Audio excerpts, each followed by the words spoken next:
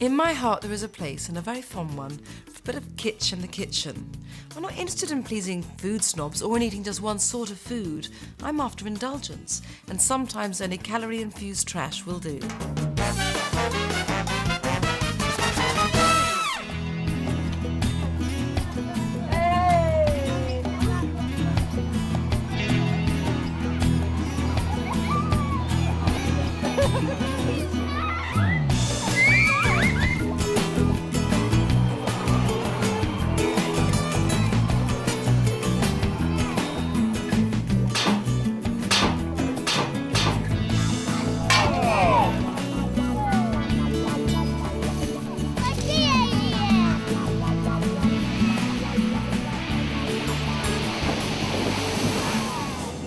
You want trashy? Boy, can I give you trashy. I mean, where would you go to? But the king. I mean, no one did it better than him. And this is his masterpiece.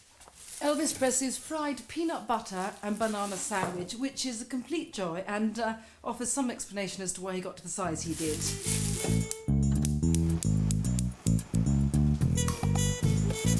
Put the toast in, nice fat wedges of white plastic bread, please. So, the deal is this. Mash a banana.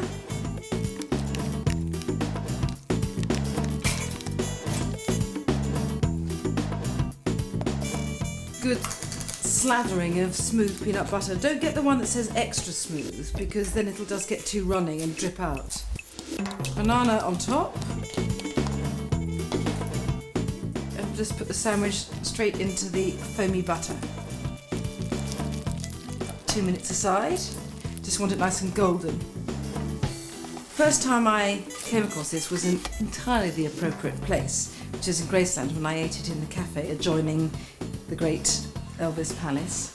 And then I bought a book on the way out called Are You Hungry Tonight? Elvis's favourite recipes, of course. So I've been able to recreate this at home.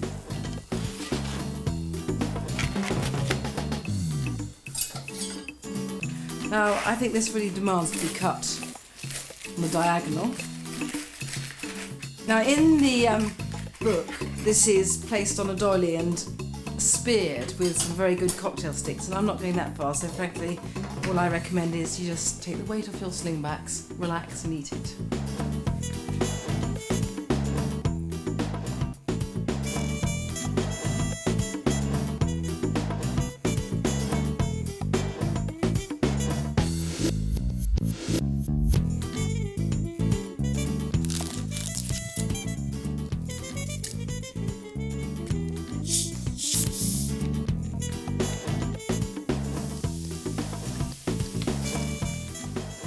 Right, now this handsome piece of gammon has been cooking for 2 hours in a large bottle of cola, just with an onion thrown in for added flavour. This is the best way of cooking ham. Although when I came across this recipe, it's sort of a culinary quirk from the deep South America, I sort of thought it had novelty value and I wanted to try it. Once I cooked it, I did see that it was the best way of cooking and eating ham you can imagine. I mean, it does make sense, because if you think about it, there is something about that spiky, sweet, spicy drink that does infuse the ham with what feels like spirit of barbecue. Children like it too, because, you know, for them the idea of eating anything cooked in cola is great. As for the liquid, the trad recipe is ham and Coca-Cola, but use any cola you want.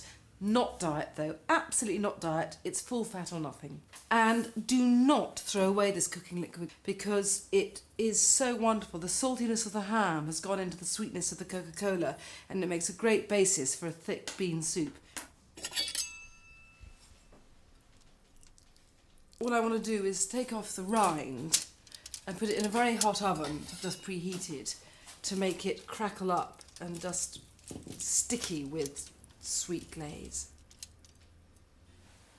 Once you've cooked ham and cola, I promise you, you won't cook it another way. You won't.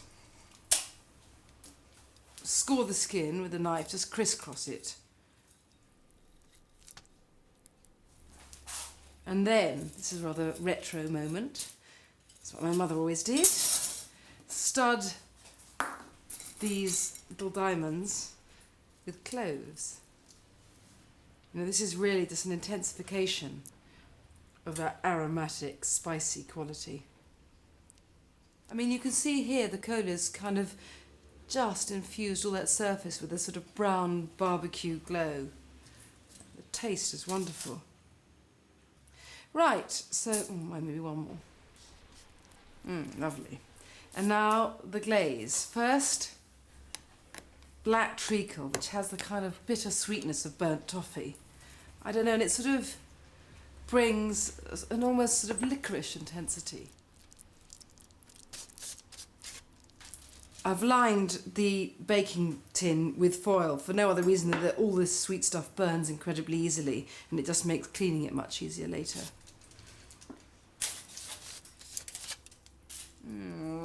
Bit of degunging needed. And now, because I want heat as well as sweetness, some English mustard. Very important here, look at that. Oh. And then for crunch, and again, toffee-like sweetness. You know, you can trashy, don't worry about the sugar content, okay? Some Demerara sugar. You can see now why the foil is absolutely imperative. And now 10 minutes in a hot, hot oven for glazing and burnishing and to bring utter gorgeousness.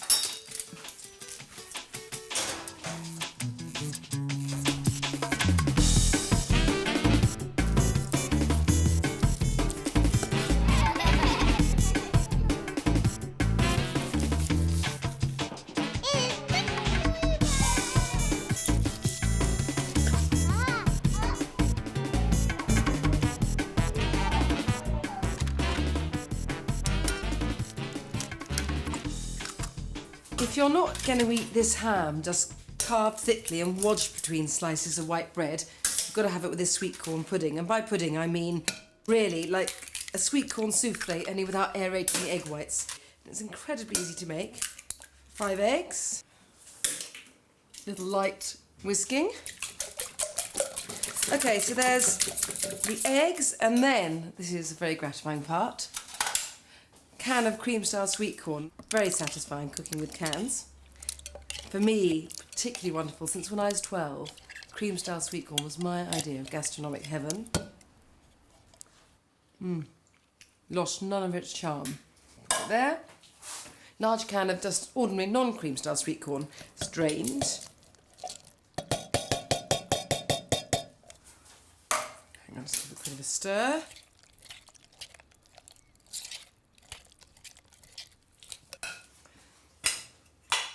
Bit of flour. I mean, it's about 4 ordinary spoonfuls. Not much, enough to bind it all, but not to make it taste floury.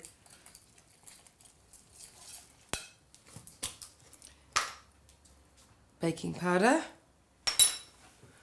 salt, don't need too much because canned stuff tends to be fairly salty, cream, and then same quantity of milk. I've got some stashed under here somewhere.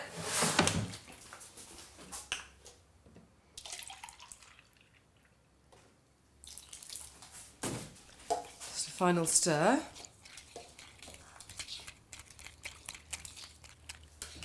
So I've buttered this and it just goes into a moderate oven for about, I don't know, 45 minutes an hour. It's difficult to say because ovens vary such a lot. I mean, that's all there is to it. Ready for ham and eggs, southern style.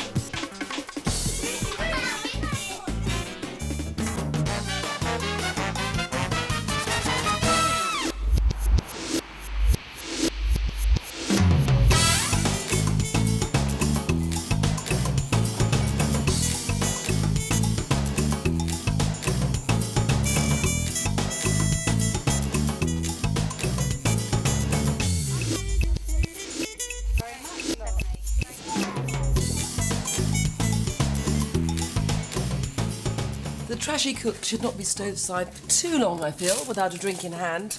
And preferably this one, watermelon daiquiri. If you keep the watermelon in the deep freeze, it saves you having to bother with ice. As much white rum as you want.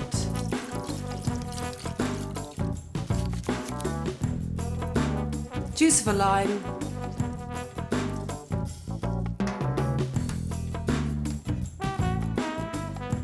And a spoonful of icing sugar.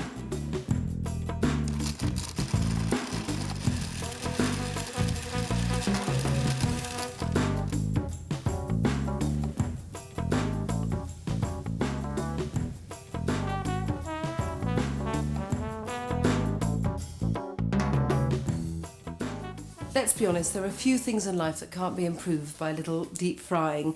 Chicken, I think, is the ultimate deep fried food. Absolutely incredible. And this chicken, southern style, is just real last meal on earth fantasy time. The only thing is, for it to reach perfection, which is very important, especially with trashy food, it really has to be balanced. In other words, you need to have a tender within and crisp skin on the outside. So what I do is I poach the chicken pieces in milk first, and this makes them so succulent. Anyways, let's pulp out milk and salt. Sorry if I'm disgusting, just going to dry it with a bit of kitchen towel. All these chicken portions here have bones. It's thigh and drumstick. It doesn't absolutely matter, but I just think it tastes best by the bone. Another reason why this fried chicken is so crunchy on the outside is that I kind of double dunk it in flour. So, in other words, I dip in flour, in the eggs, and in flour again. Right, and now I find it easier to flour things in plastic bags rather than plates. Not an elegant approach, but it works.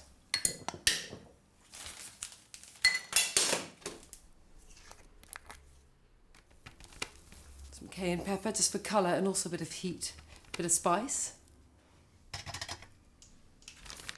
It's kind of like a mild form of conveyor belt cookery. So in the flour, in the egg, and in the flour again. I don't think there's any bad way of eating fried chicken, or indeed any fried food, but I have to say that I love this cold, and although cold fried food might sound disgusting to some people, I think cold fried chicken is just the most fabulous picnic food. So the chicken needs to stand there a bit. If it stands there and dries out, it will make the skin yet crisper, and I can get on with melting the fat. Nice bit of vegetable fat. This again helps make the skin really golden and crisp, better than oil, and so much more beautiful. I mean, look at this. Who needs art?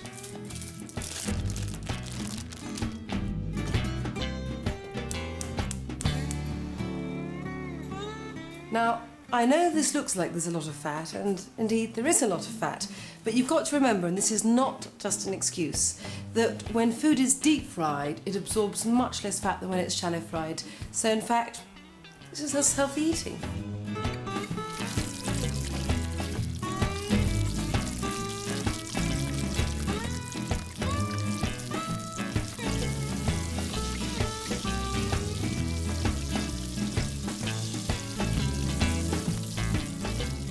Fried chicken like this absolutely calls out for a basket for serving purposes. I mean, just look. I mean, if you can resist this, you do not deserve to eat.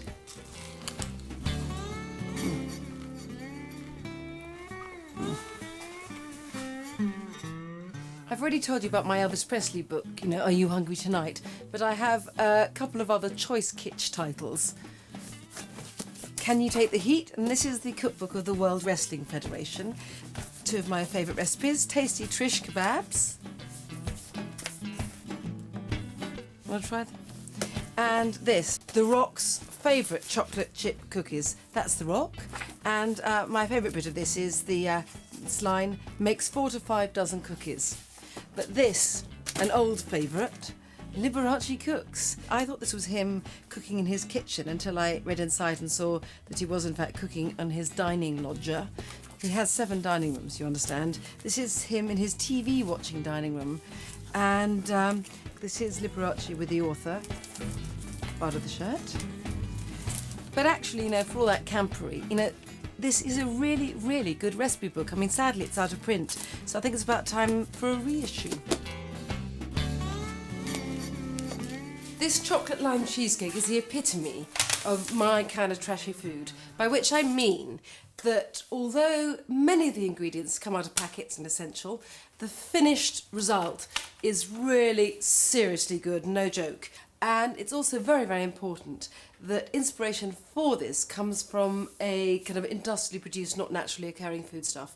This sweet chocolate limes, which I adored as a child. I think it's probably fairly important here that the cheesecake itself is a kind of déclassé, or at least certainly devalued.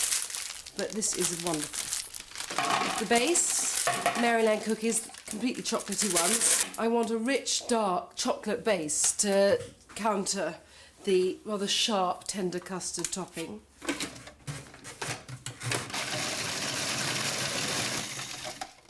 "75 grams of butter." So blitz again. I'm going to leave the base mixture here when I lime the tin because I want to bake this cheesecake in a water bath, and that's what will make it so light. And please don't get sort of put off by that. All I mean is you put the tin in this, water in it, and it's very, very simple. You have to line with foil to protect it.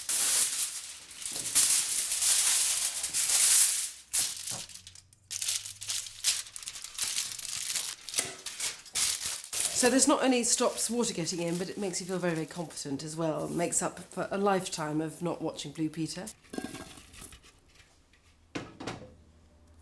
Just tip the chocolatey, buttery crumbs and press in. And then just should sit in the fridge to sort of chill while you get on with the cheesecake topping.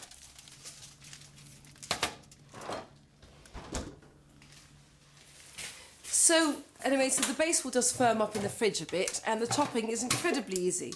Can't be bothered to wash up, so I'm just going to put another bowl on.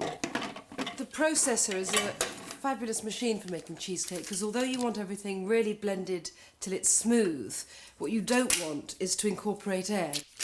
If you get air beaten into cheesecake, what happens is it rises while baking, and then as it falls afterwards, it cracks. I mean, it's not the end of the world, but... You need 750 grams of cream cheese, and they come in 200 gram packets, so it's more or less 4. 200 grams of caster sugar. 4 eggs and 2 egg yolks. There are a lot of eggs, but that's because I want this really sour, and that means a lot of lime juice, which means a lot of liquid, so you need more eggs to help it set. So trust me.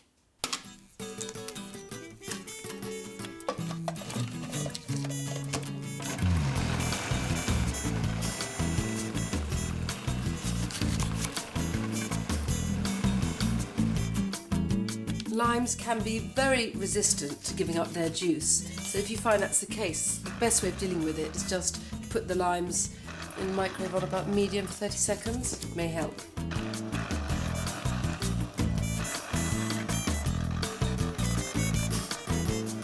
There really is quite a bit of juice here, and this is what makes this so wonderfully creamy bit of Cerbic.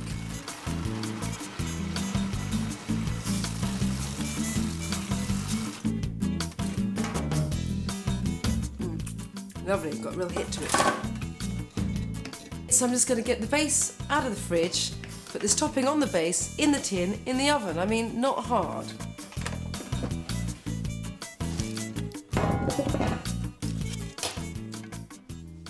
Now, do not panic. The cheesecake mix really is meant to be this liquid. Perfect. It's this kind of liquid quality which makes it so kind of voluptuously tender-bellied when baked. Just pour in some water from a recently boiled kettle, about halfway up. I wouldn't overdo it because you don't want to splash water inside the actual tin holding the cheesecake. Now just take it over to the oven very delicately because I don't want to spill anything. That's very good. Very good. But I'm not quite sure. Am I wearing enough makeup? No, I'll get rid of it.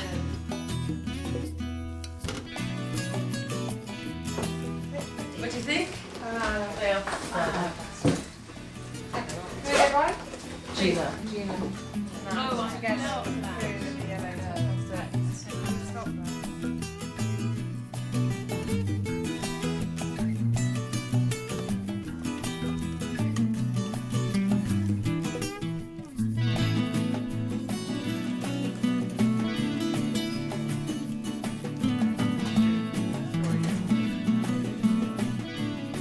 We've all heard of deep-fried Mars bars, but I've discovered something so much better.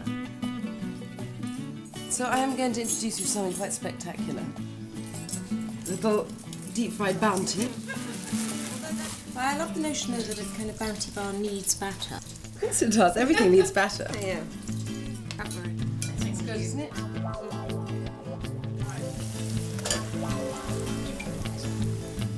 Is that just a regular batter? Well, No adornments. well, it's got fizzy water dust, but I think that makes it lighter than self-raising flour, but I feel it's a battle against heaviness. Can I tempt anyone to one of these? I don't really like bounties. I know, but I feel So this let will me make a difference. And I've had I think it might make a difference. Actually, I think I need a bit of pineapple to go with it. yeah, that's absolutely, that's what It's essential.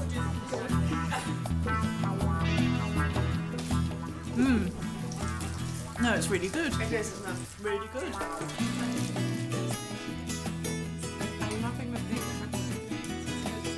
Very, very delicate art, deep frying. But the best bit is you get to rattle the chip basket. I rather like that idea, don't you? I think we've got a whole new thing here going. A whole new way and a whole new approach to food. Go on.